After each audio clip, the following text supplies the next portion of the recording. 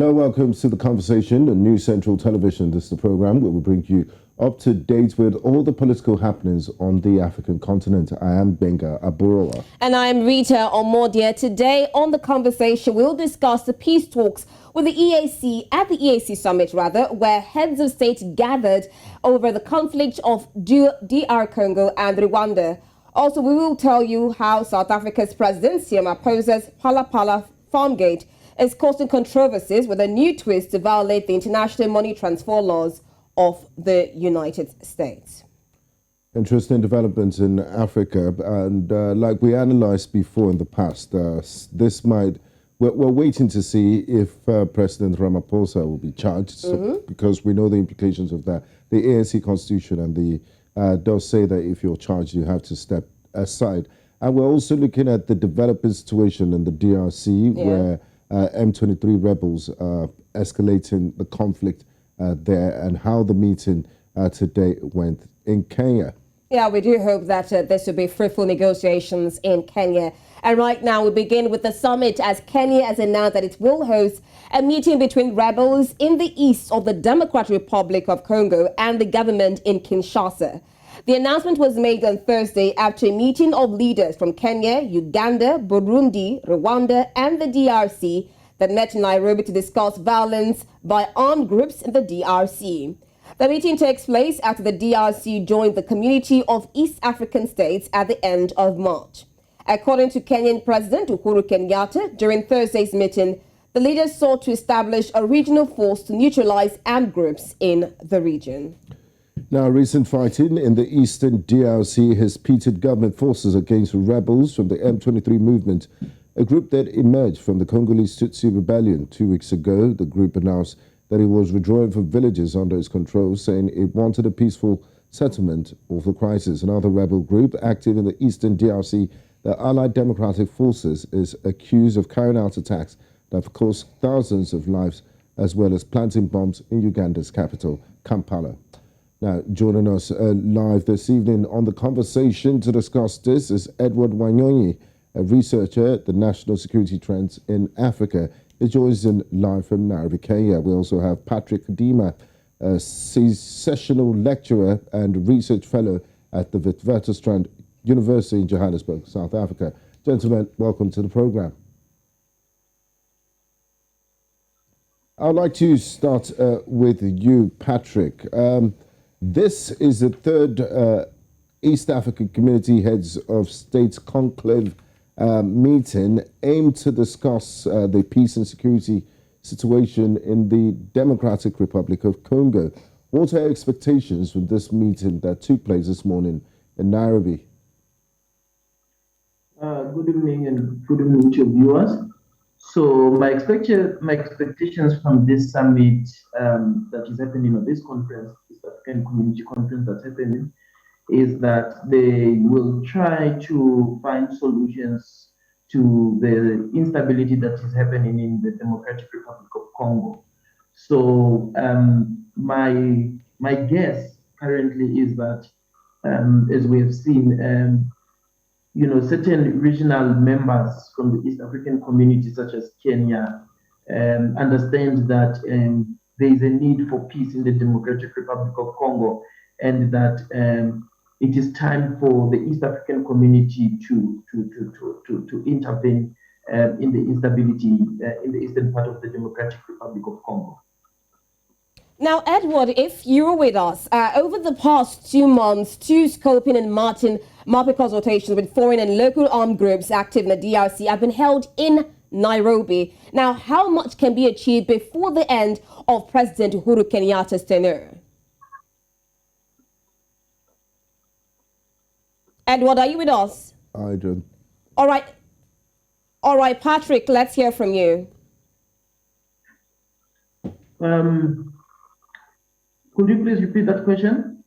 I said that over the past 2 months, we've been having consultations now. Do you believe that before the end of President Uhuru Kenyatta's tenure, that there will actually be more consultations, especially to bring about an end to the crisis going on in DRC? It's very difficult to state that before the term of Uhuru Kenyatta solutions would have been found, or consultations will continue to be held, because I mean, himself will be now concentrating as well into Kenyan politics as they head for elections. So what should be done is that the other regional members should continue having the political will to try to solve this issue, and should not rely on one person, because the danger of relying on one member state is that if there is political change in that one member state's political scenery, then everything can slow down.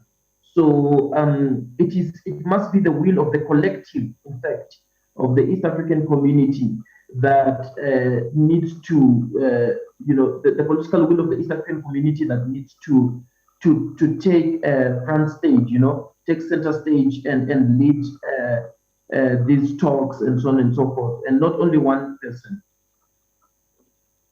All right, now this third meeting comes as heavy fighting revives decades-old animosities between Kinshasa and Kigali, with the DRC blaming neighboring Rwanda for the recent resurgence of the M23 rebel group.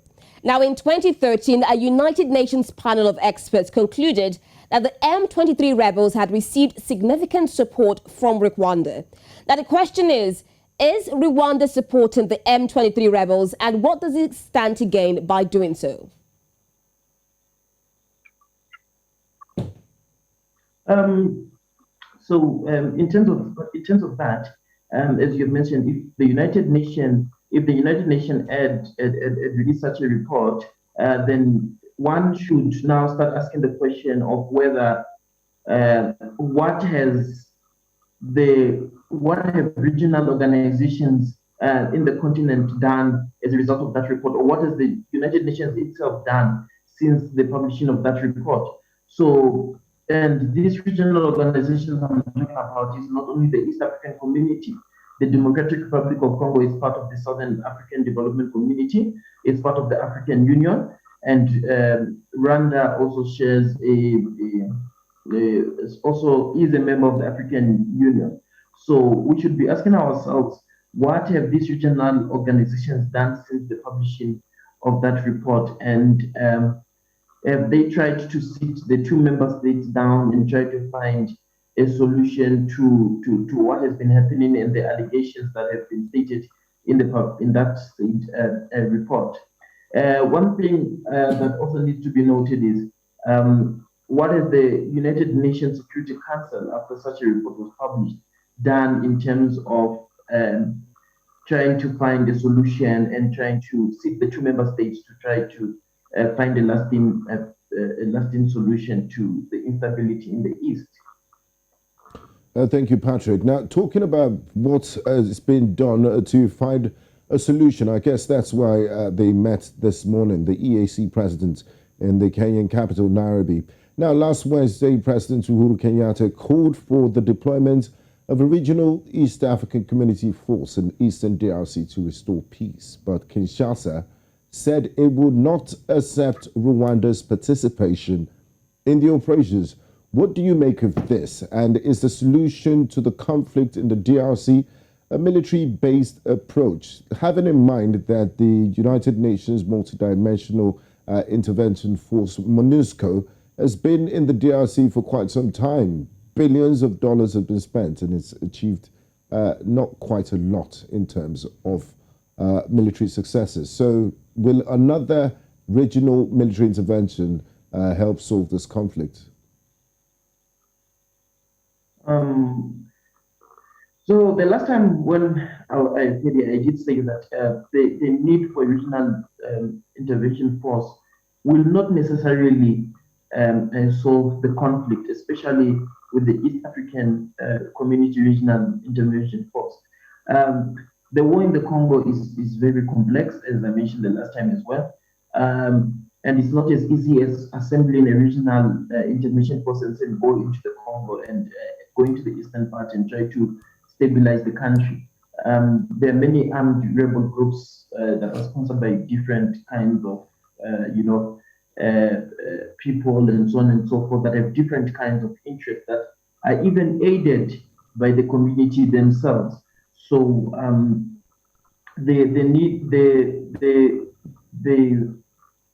the assembling of a regional intervention force simply does not bring up optimistic solutions, because there's going to be a need for probably talks between countries, because as we have seen and as we have mentioned, MONUSCO has not succeeded in what they've been doing the past years. Billions of dollars have been wasted in the peacekeeping operation. The African Union itself has been silent as the largest regional organization in this continent in terms of trying to make an impact in finding a lasting solution to this issue. So I don't think another regional intervention force will definitely work. What is needed is proper talks and to find the solution, as well as calling, various member states, neighboring countries to the Democratic Republic of Congo, sitting them down and trying to find a peaceful agreement to ending the war. Thank you so much, Patrick. Now, Edward Wanyonyi also joins us. He's a researcher, national security trends in Africa. Now, from the reports reaching us from the communique of this meeting held earlier today, it says that the heads of state instructed that the regional force should, in cooperation with the military and administrative forces of the DRC, seek to stabilize and secure peace in the DRC. But we also know that the regional commanders of the EAC were expected to meet on Sunday to finalize preparations for the deployment of the joint forces. Now, how do you think this will play out? Do you think the regional forces will still adhere to the demands of the heads of state? Thank you very much. And to just give a background, we understand very well that this is not the first time the regional forces have been deployed in one form or another, in DRC. Part of the Tanzanian and Malawi delegation, as much as Malawi is not within the East Africa, it's within the SADC. Tanzania, Malawi, and combined with South Africa were part of the first force intervention brigade that was actually deployed in DRC. Kenya has also been part of the deployment in terms of stabilization and the monitoring of the ceasefire operations within that space. Uganda and Rwanda have been involved in one way or another within those spaces and so those theaters. So I think also we have to appreciate that there is already an East Africa standby force that is there, that has actually been mandated to prepare and undertake a number of regional deployment, rapid deployment capabilities that has been there. So I think based on this kind of context, there is opportunity now for these forces to move forward and be able to conduct what they talk about, operations to actually pacify Eastern Congo and actually to demobilize and reintegrate some of the combatants if possible, if not to ensure that there is a Congolese army is able to stabilize that space. So I feel that the joint operations force that is going to be set out will work with the rules of engagement that has been agreed and also the plan of deployment that has actually been agreed upon by heads of state today. Thank you. Now, staying with you, Edward, I'd like to stay with you on this question since we're still talking about the military solutions, the solutions to the crisis in the Eastern DRC. Now, the President of the Democratic Republic of Congo, Felix Tshisekedi, said he doesn't want a single Rwandan boot on the soil in the DRC. And will this absence of Rwandan defense forces, which are arguably one of the most professional forces in Africa, will it affect this mission in any way?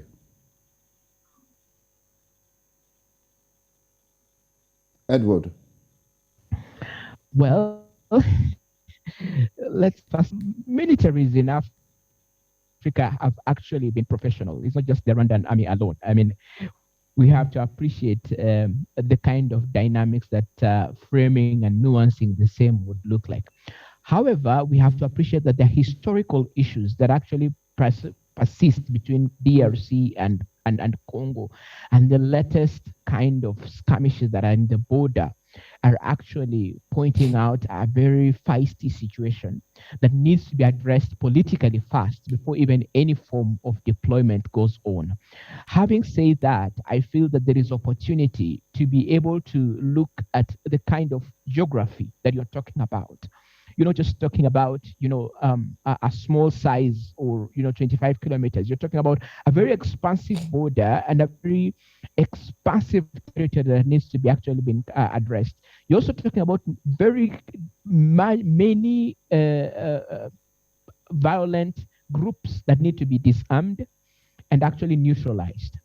Now, for that to happen with only, a deployment of the few countries, then it requires more or less either a protracted military operation in that area, or you have to actually look at support artillery that will have to come from the current MONUSCO operation there.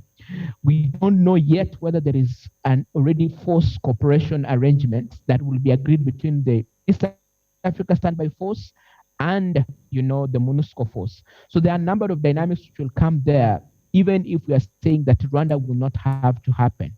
But what I foresee is that there has to be a track of military, first of all, political engagement, before even the military engagement goes on, because but they're putting the military engagement first. It seems they're prioritizing military engagement. Yes. Will this not exacerbate the conflict? Yes, because they are feeling like the situation is actually exacerbating. But I feel that the issues that are there between DRC and Rwanda will require more political engagement, because these are latent historical issues over time that have been building there. And even if we deploy right now, it will just be pacified. We'll just be bandaging the situation. We'll not be treating the situation. And that will be about a challenge around oversight on that kind of approach. Now, still talking about political engagements and this back and forth blame game between the DRC and Rwanda, Patrick. Now, the president, Felix Tshisekedi, said he does not, or rather accuse Rwanda of seeking to occupy land rich in gold and cobalt. Now, he also said that the international community should condemn Kigali's role in all this. Now, what role does the international community play in ensuring peace and stability in the DRC? The international community has the moral obligation to make sure that the DRC is stable. I say this because, first of all, the DRC is a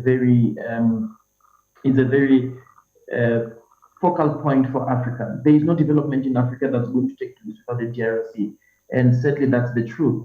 And you can speak of development here and there between member states, individually between states, but if you want Africa to prosper as a whole, there is no development that's going to take place without the Democratic Republic of Congo, as it is in the heart of Africa. And the international community, and when I speak of the international community in this, and I speak of the African Union, I speak of the United Nations, I speak of other international bodies such as the European Union, which is the regional organization of European member states, to intervene and condemn, if at all it is true what the president has said, that Rwanda wants to get a part of the land in the Democratic Republic of Congo. And these international organizations need to be firm in their statements. It's not just 100 words that are typed out and put out there and say we condemn this and that, but it should be something that should result in what we have seen between the Ukraine and Russia conflict, where sanctions have been put in place to make sure that there is some action taking place. So we haven't seen that in the African Union, unfortunately, and it's so sad that the ones that are taking initiative is the East African community, which the Democratic Republic of Congo just joined, not even more than 5 months back or even 4 months back. The Democratic Republic of Congo has been a member of SADC. SADC has been quite of late holding their SADC Troika meetings and so on and so forth. But we've never seen anything such as what the East African community has done in the last few weeks, trying to find a lasting solution. I mean, the honesty is, I think one needs to understand that instability in the Democratic Republic of Congo does not only affect the Democratic Republic of Congo, it will affect the southern part of Africa. It will affect the eastern part of Africa because that's where the country is situated. It will affect the central part of Africa. Member states around it, neighboring states will feel the burden, of the instability in the Democratic Republic of Congo. And one thing that needs to happen is, and I always say this, it's to give an example of ECOWAS and how ECOWAS, whenever there's instability in West Africa, tries to intervene very quickly and with proper action, that suits the crisis at hand. So, but we have not seen that with other regional organizations in Africa. And the United Nations itself needs to also step up to intervene there and also take serious action against these allegations that have been put forward. Okay, thank you. Now, before we wrap things up, Edward, President Yoweri Kaguta Museveni, President of the Republic of Uganda, arrived in Nairobi this morning for this meeting of heads of states of the East African Community. In February, the International Court of Justice ruled that Uganda had violated international norms as an occupying force between 1998 and 2003 and ordered it to pay $325 million in reparations. In 2010, the United Nations mapping report did find Rwanda and Uganda guilty of war crimes in the DRC and looting. The judges found that Uganda was responsible for the deaths of 10,000 to 15,000 people in the region. Ugandan troops were also found to have looted gold, diamonds, and timber. So my question to you is this. Will Uganda be an unbiased party in this mediation since they've been caught, pants down, meddling in the affairs of the DRC and also being a destabilizing factor? The same thing applies to Rwanda. I don't think there is any force that has been ever deployed in DRC that has not had an accusation of bias.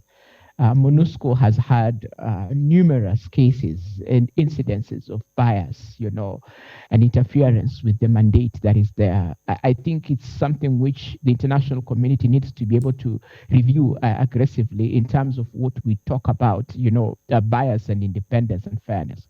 However, for this kind of operation, I feel that there is opportunity if the forces, the East African forces and heads of state actually push that the operations that will be conducted will fall strictly under the rules of engagement and actually ensure that there is enough opportunities to provide a level of oversight in terms of the operational aspects of the command.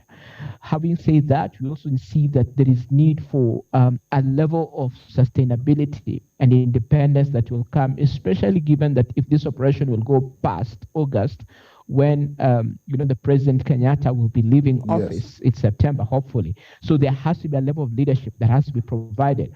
And unfortunately, that should most likely come from maybe Tanzania, because, Salva Kiir, South Sudan, is still under the doldrums. And you see the challenges that Rwanda and Uganda will be facing in that space. So you don't think the incoming president of Kenya will be able to carry on this peace initiatives? I think they will carry on because it's a regional commitment, but you have to appreciate the fact that transitional arrangements in Africa tend to take time. You have to get integrated, and then after that, you have to be able to name your cabinet and settle down in office. That will be most likely, around December. But we are saying that if there is opportunity to sustain that kind of strain and the steam that is there, then it will work well for the region at large. Thank you. All right, now still resolving from this meeting, we saw the South Sudan President Salva Kiir actually also give updates on the political situations in South Sudan. Now, do you believe that this meeting will also bring more political stabilization in South Sudan, Patrick? So, in essence, I do my thinking is that they need to be, like I've mentioned, political will. That's what needs to be done. If we are to find even a lasting solution there in South Sudan, so it needs to be a collective mission to try to find lasting solutions to the instability there as well. So, and the African Union as well needs to step up as well in this conflict that has been happening there, the instability. And if it does not, then we are still going backwards, and and we might find ourselves at a juncture where there is no, how am I going to put it? There is no negotiations taking place, but now conflict has blown out of proportion. So yeah, that's my view on that. Yeah, and finally, what are the dangers of not addressing this conflict? Because we've seen tempers flare, protesting citizens, especially in Goma and the eastern DRC. They're not happy with the developments, especially with M23 rebels and Rwandan interference in the affairs of the DRC. What are some of the consequences that this could pose if these concerns are not addressed, the security situation? Edward.